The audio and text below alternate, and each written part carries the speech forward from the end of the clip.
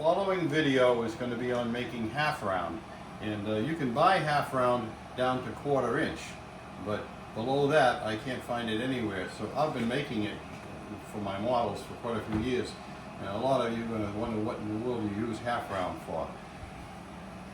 This is what you use it for. It gets soldered on a lot of the open places on castings. They have like a little bead, and in order to reproduce this and make it look like a casting, you have to solder that on there and smooth it down, and when it's painted it looks like it's all one piece. As you can see, that's a nice round finish all around here. Now you notice this is brass and that's steel. The reason is I made this round piece in the lathe, which is fairly easy to do, and then these straight pieces is what I'm going to show you how to make. But this is what I did for the round piece. I turned a piece like this, made it 1/8 inch thick, and then I rounded the outside edge thusly and parted it off, and I end up with a ring that's rounded. It's round, and it's rounded half round, as you can see. And what I did is bent it with a die so it fits over here. And this is the other half of that piece there. And I just, by putting a bend in it, it fits right on there perfectly. What I should mention is I do powder coating, and I soft solder this on here. So of course when you do powder coating, you exceed the melting temperature of soft solder to cure the powder coat. So what you have to do is you have to drill some tiny holes in here. I use 080 or 090, and I put a little screw in there and then grind it off afterwards with the sander, sand it off afterwards, so that when that solder melts, piece isn't going to fall off. I learned that the hard way. Pieces can fall off if you soft solder. So I'll show you how to make this piece in the milling machine with a couple of small jigs. The thing you have to make is this little block, and all I did was measure down here a known distance. I think this was a 3/16, and then I drill a 1/8 inch hole through it, so that'll slide through there real nice, and then you mill across and just down to that line, so you end up with half. Now you could make 3/4 or down to 1/4, but if you try to go below 1/4, it starts to twist the material. So I've never done anything lower than 1/4 of a round. But I'll show you how this setup is done, and we'll do a piece. Part of the setup is to put this in the milling machine, and I've got a little shim here to hold it in the right. Just going to clamp that in there, and we're going to run the bit over there. Another thing that I should mention is you want to use a really sharp end mill. I use a brand new end mill when I do this, because if it's dull, it can grab the material and make a mess out of it. So you want a nice sharp end mill. And I just line that up in the hole there. Come down, touch, pick it up a few thousandths. Now that should spin free there. Okay, I'm just going to turn this on.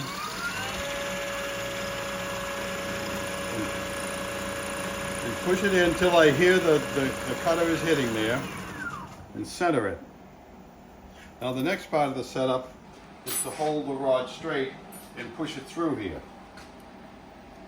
Okay, so to do that, I need a straight edge. I need this.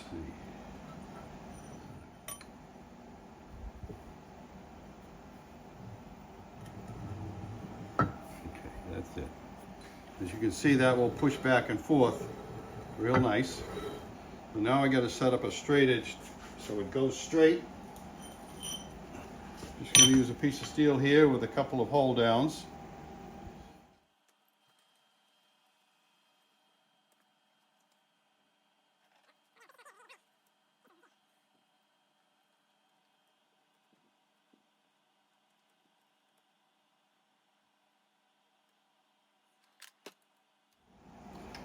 I'm just setting this by eye in a nice straight line, making sure that that will slide in there all the way. Won't hit the spindle.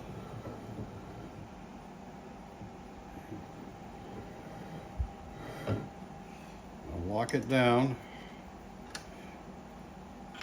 Okay.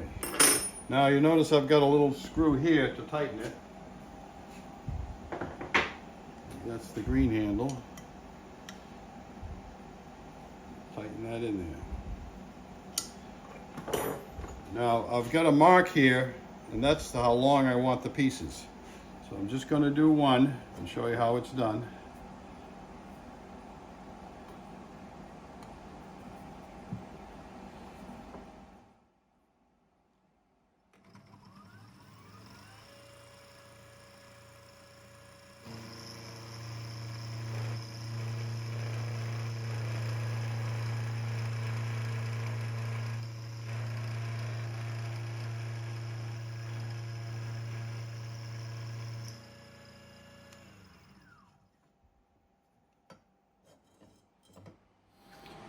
So there's the half round, and like I said, you could do 3/4 just by raising the mill up, the cutter up a little bit, or you can go down. And I've done down to 1/4, but it gets so flexible that sometimes the tool bit will grab it and bend it, so you can't go below that. I've also done steel, this is 12L14, as you can see. It'll do actually a better job on the 12L14 than it does on the brass. It doesn't chatter quite so much, but it does a beautiful job. The reason I came up with this is when I first did engines and I needed some half round, I found out it wasn't available. So what I did is I took a piece of brass stock like this and I soft soldered it to a plate. Then clamped the plate down to the milling machine, milled it half off, and then melted the solder and then cleaned this up again. Well, that's quite a process, especially if you need more than one piece. So this, I can make the pieces exactly the right length and cut them off and just keep making them. It takes no time at all. There's no cleanup. I realize that this isn't a process that many of you will use, but I make all my engines out of bar stock and hardly ever use castings, and I try to copy the way the castings look and try to make them look like castings. So if you're into this type of work, it's a lot of fun and it's a lot more challenging than just doing a casting set. Plus, if you screw up a part, like I said before, you only have screwed up a piece of bar stock, not some casting that's going to cost you $100 to get another one. So this is the Mary engine, and this is 25% smaller than the casting set. And I'm